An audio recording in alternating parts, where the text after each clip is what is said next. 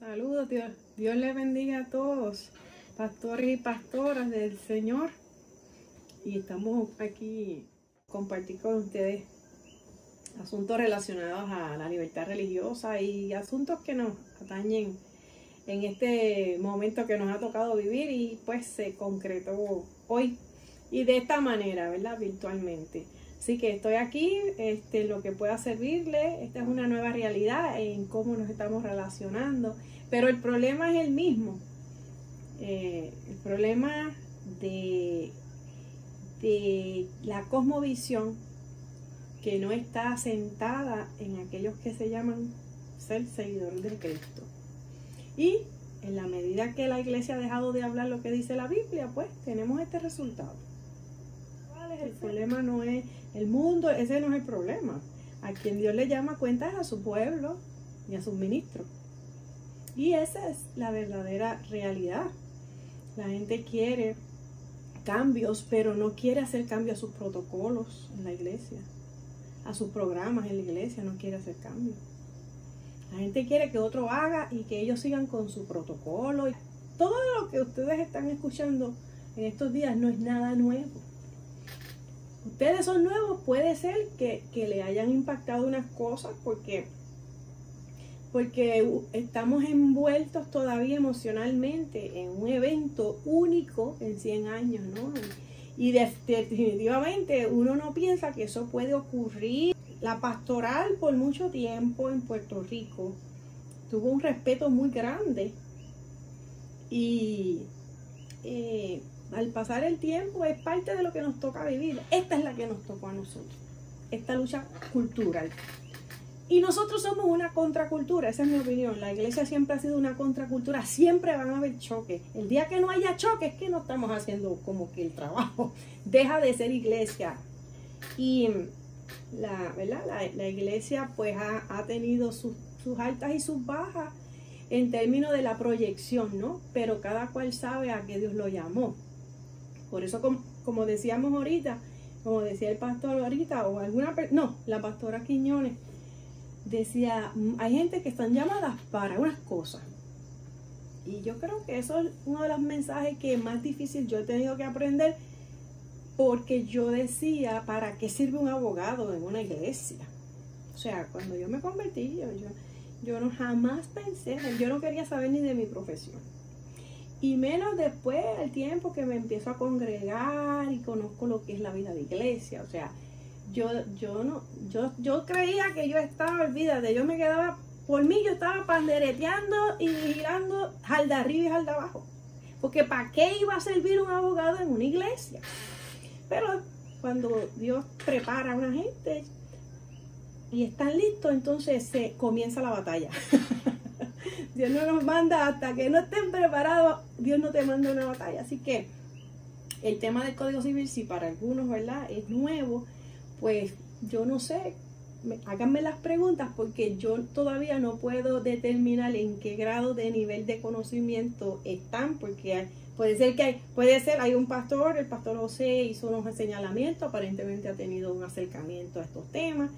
O sea, no tengo idea, pero estoy aquí para poder, ¿verdad?, indagar un poco. Voy a pretender que ustedes nunca han escuchado realmente esto. Okay. En simpleza, el Código Civil es el cuerpo codificado de leyes de un país, de las leyes civiles que rigen la manera en que se va a conducir la persona en sociedad, que rige desde antes de su nacimiento, las leyes que rigen desde antes de su nacimiento hasta después de la muerte. El Código Civil es el cuerpo de reglas que rige la capacidad de obrar de las personas en sociedad, ya sean civiles o jurídicas, y las responsabilidades que tienen unos para con los otros. Por eso es que se habla de un código que incluye asuntos de contratos, obligaciones, sucesiones, quién es persona, cuál es la relación jurídica, si hay culpa o negligencia, quién hereda, quién no hereda. O sea, hay todo este tipo y las cosas nuevas, los derechos emergentes que han venido saliendo por motivo de decisiones judiciales de la interpretación, o sea, de leyes o de un caso, ¿verdad?, que hizo una nueva determinación o una interpretación de derechos constitucionales. Así que el código es algo que nos ha venido rigiendo directa e indirectamente y se ha ido actualizando en la práctica. Aunque el documento, dicen, esto lleva 130 años, esto lleva 88 años, o sea, realmente no es así, porque si no, no se hubiesen aplicado en la vida real las decisiones de los tribunales o las leyes nuevas. El Código Civil que conocemos ahora, la última revisión completa quiere decir en conjunto, ¿verdad? En conjunto, que se trata el libro 1 y el libro último, y si hay que añadir algo, ¿verdad? Porque las leyes representan un cuerpo vivo de lo que ocurre más o menos y las necesidades en nivel de legislación, en nivel de resolver problemas. El Código Civil lo recibimos desde España en el 1890. Luego en el 1898 hay un cambio de soberanía y más o menos siguieron rigiéndose las mismas reglas en tanto y en cuanto no fueran contradicción obviamente, en Estados Unidos, y regularmente dejó todo así porque la mayoría del Código Civil regía los asuntos de herencia, de personas, propiedad y ese tipo de cosas siguió igual porque el asunto político no estaba muy definido.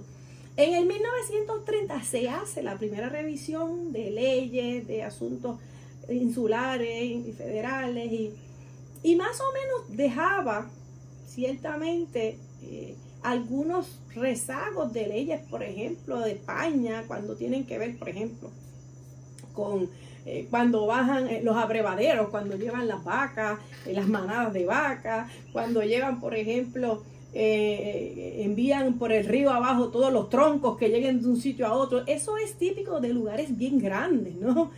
Pero siempre se dejó el asunto de los estados, esa idea del federalismo, de que los asuntos relacionados a familia, a herencia, iban a ser cosas inherentemente del Estado.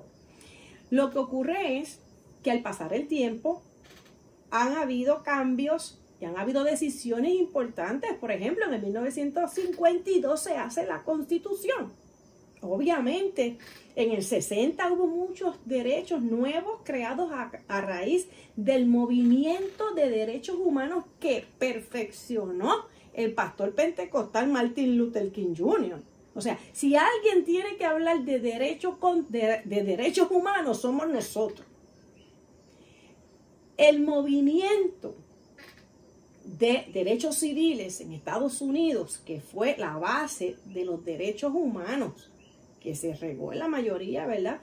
Las protestas pacíficas y todas esas cosas nacieron del movimiento de la antisegregación, ¿verdad? Racial por Martin Luther King Jr. Así que muy orgullosos debemos de estar nosotros de ser parte de esa historia. Así que cuando hablamos de derechos humanos, por eso yo siempre trato de definir, porque se ha querido hurtar realmente la raíz de quiénes son los que tienen un verdadero interés en defender los derechos humanos. No solamente cuando le conviene a alguien, sino desde la concepción hasta el desenlace final. Porque hay que ser consistente. Así que el Código Civil empezó esa revolución de derechos. Los derechos en el 70 se legisló. En Puerto Rico hubo una legislación masiva con relación al derecho de la mujer participar y entrar en el ámbito público. Todas esas cosas se fueron integrando porque son decisiones, son leyes. Esas leyes empezaron a aplicar y lo bueno, por la misma carretera y autopista que llega a lo bueno, llega a lo malo. Hubo un desarrollo en Puerto Rico industrial, hubo un desarrollo tecnológico eventualmente y muchas de las decisiones y las leyes se siguen atemperando. Por eso no es correcto decir que el Código Civil, o sea, las leyes civiles no se han enmendado desde el 1930. ¿Por qué? Porque si no, no hubiese aplicado un derecho a divorcio por consentimiento mutuo para empezar. No hubiesen habido todos los derechos con relación al aborto. ¿Por qué? porque eso fue después del 1930. Así que la retórica, la palabra, por eso es muy importante que nosotros guardemos el buen uso de las palabras. Y en ese sentido, el código lo que ha querido venir a temperar es la nueva revolución sexual de 1960, 70, 80. Ha querido venir a redefinir una nueva moral sexual. Y eso es mundial.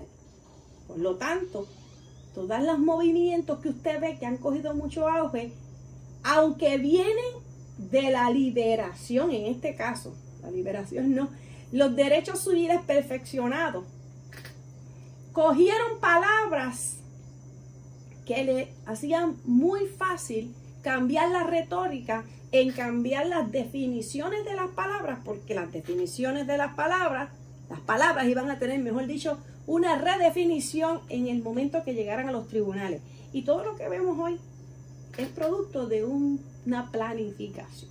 Así que en el 94, hasta el 90, en los tribunales se llevaron muchas demandas y muchas reclamaciones de violación de derechos civiles, porque una gente pensaba que a ellos no se les respetaba la manera de ser, la manera de la gente comportarse, de mostrarse, equiparando la equidad y la igualdad y la diversidad con el asunto de la piel.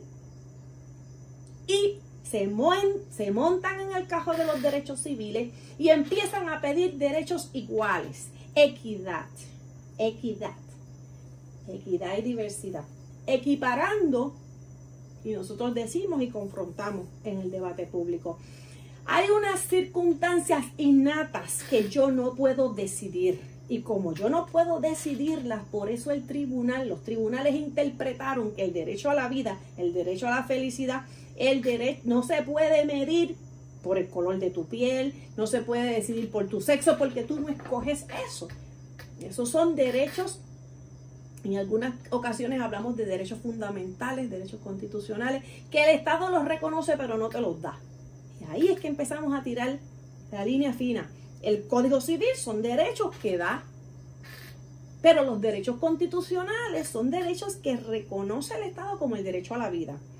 El discurso doble y obviamente sin base jurídica ni base científica es que yo deseo que alguien tenga derecho a la vida, yo creo en la vida, pero yo creo que yo tengo derecho a quitarle la vida a otro. ¿Qué es eso? Eso no tiene sentido. Pero esto se crea dentro de un nuevo marco de los nuevos derechos fundamentales. Ahora el nuevo derecho fundamental luego del 60 es el placer.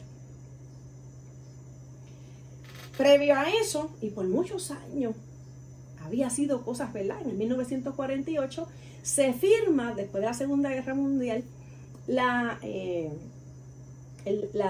Declaración Universal de Derechos Civiles.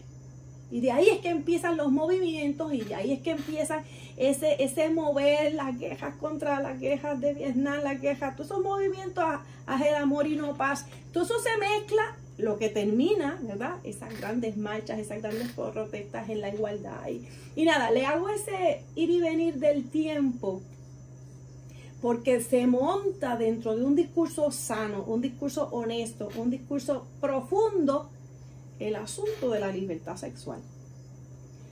Y eso es lo que ha marcado hasta la política sexual. Por eso es que usted ve un nuevo Código Civil, que yo digo que es el Código Civil de la homosexualidad, de la comunidad LGTB, de lo que ustedes le quieran llamar. Es el código porque el énfasis desde el 2007, del 2007 se presentó un nuevo Código Civil, luego de que haya estado desde el 96, una comisión se creó conjunta de Cámara y Senado para estudiar, ponerlo al día, y es como integrarle las leyes, y eso se entiende. Pero uno de los puntos importantes es que el código dice que se van a aplicar las leyes de acuerdo, que la vida social se va a dirigir de acuerdo a la ley, a la moral y al orden público. Eso es lo que va a regir el sistema de justicia en nuestro país. El único problema es que ya con la moral de quién vamos a hacer las leyes. Esa es la pregunta en el debate. ¿Con la moral de quién? A la iglesia se le ataca de que quiere imponer su moral. ¿Y cuál es la moral de la iglesia? La moral de la iglesia es la moral del Código de Moisés que ha utilizado la mayoría de todos los eruditos en ética y moral y liderazgo en el mundo. El Código de Mosaico. Ese Código Mosaico le dice a la gente cómo va a vivir. Tú no vas a matar, tú vas a respetar la propiedad ajena, tú vas a dejar herencia, tú tienes que proteger a tus padres, a tus madres,